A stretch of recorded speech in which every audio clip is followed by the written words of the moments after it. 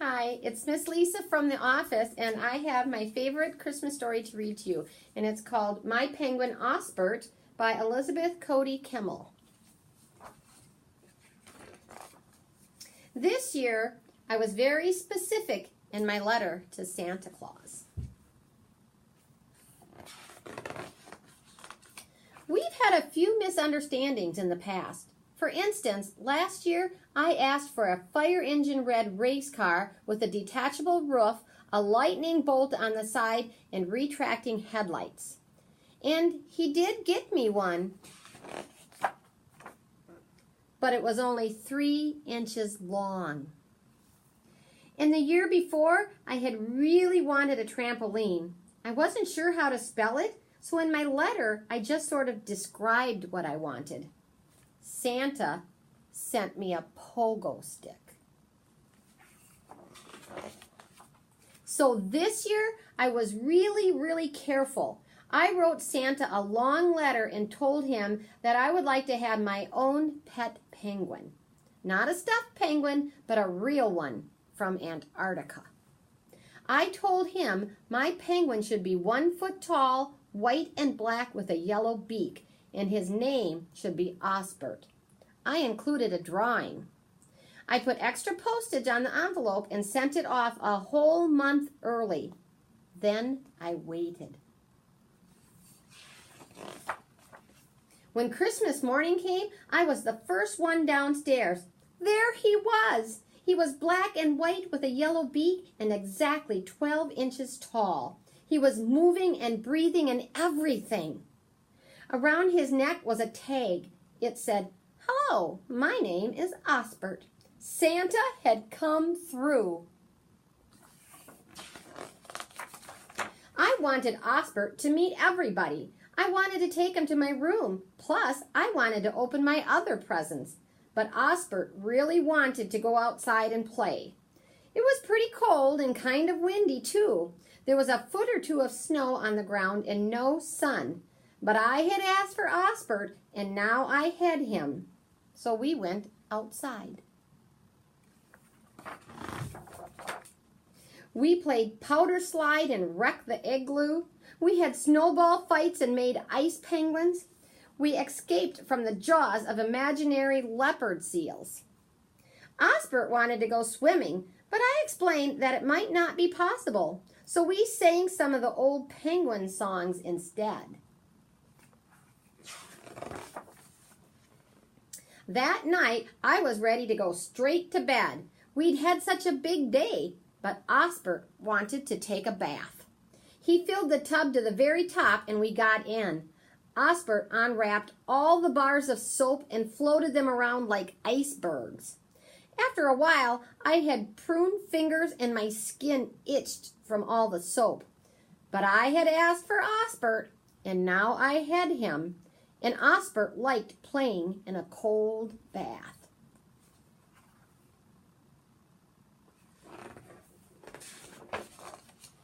The next morning, Mom said she'd make anything I wanted for breakfast. When I closed my eyes, I saw a stack of chocolate chip waffles with heated syrup, a platter piled high with fried sausages, and an icy pitcher of freshly squeezed mango juice. But Osbert doesn't like rich food, and he doesn't like hot food, and he doesn't like sweet food. Osbert wanted cold creamed herring with seaweed jam for breakfast. So that's what we had.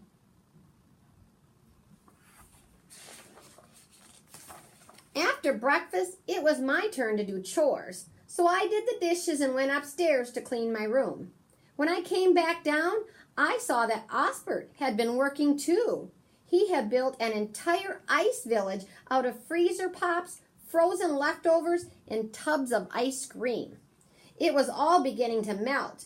Osbert, of course, couldn't hold a towel in his flippers, but I had asked for Osbert, and now I had him. So I cleaned up the mess myself.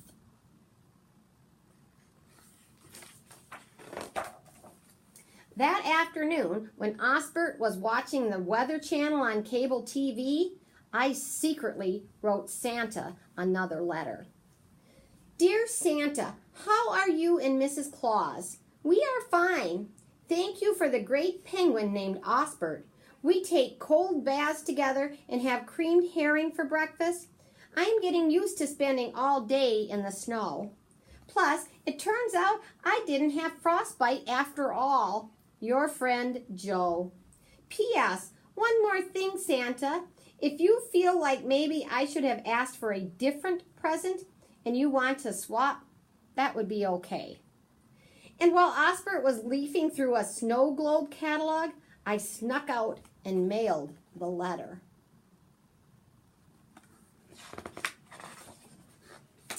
A couple of days later, I woke up to find a package at the foot of my bed. There was a tag with my name on it, signed Santa. Inside the box was a red pullover sweater and 2 free passes to the grand opening of Antarctic World at the zoo. After Osbert made a shrimp sculpture out of the wrapping paper, he wanted to go right away, but he didn't want to take the bus. The zoo was a long way away, but I had asked for Osbert, and now I had him. So we walked.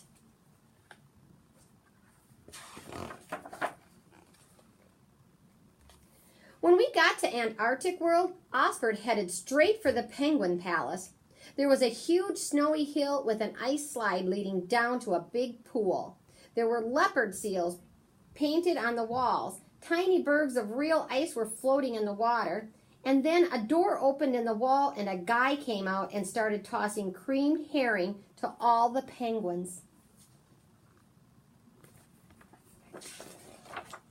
When it got to be closing time, I told Osbert we had to leave. He waddled over to me, but I knew he felt at home in the Penguin Palace. It had everything he needed. Osbert was the first Christmas present Santa ever gave me that I really wanted. I had asked for Osbert, and I had gotten him. But Osbert needed ice slides and leopard seals and plenty of herring. I asked him if he would be happier living at the Penguin Palace. Osbert looked into my eyes, and then he nodded.